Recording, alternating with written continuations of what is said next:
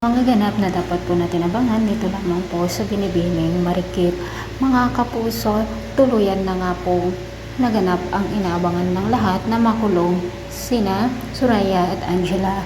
Ngunit dahil nga ayaw nila ang nangyari sa kanya, kung kaya't gagawa sila ng paraan para sa ganon ay makatakas nga po sila dito sa tulungan, at talaga na nga pong nanalo si Ikit sa pagkakataong ito. Ngunit mas matindi naman ang galit nila dito sa ating bida. Samantala mga kapuso, patuloy pa rin ang paghahanap ni Mayumi dito sa kanyang nawawalang anak.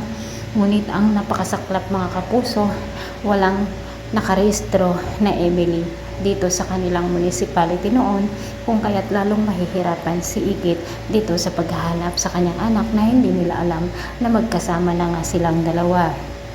Nagpasalamat naman si Ikit ng marami dito kay Mayumi dahil nga sa mga magagandang sunod-sunod na dumating sa kanyang buhay. Samantala mga kapuso, nagplano nga ang Magtiya na guguluhin nila o magpapadala ng kanilang mga tauhan dito sa event na gaganapin sa resorts. At buti nga nakita ni Ikit na may baril, kung kaya dumapa nga po ang lahat. At ito naman ang pagkakataon para sa ganon at tumakas ang Magtiya. Abangan po natin kung ano ang mangyayari, kung makatakas na naman ba ang Magtiya mga kapuso. Thanks for watching. Bye bye.